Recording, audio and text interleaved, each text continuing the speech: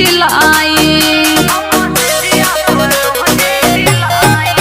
तू तो बहरा में करेला कमाई, हमसे जिया पर रोजे चिल्लाई। लाली से खाता रोटी बोर के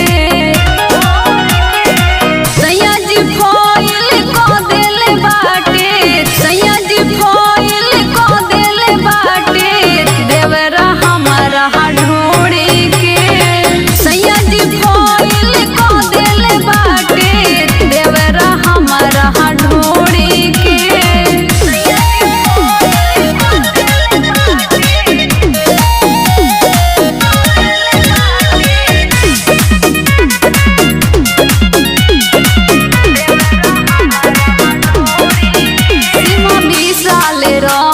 आराम से माना बतिया मर्जी तो प्यार से।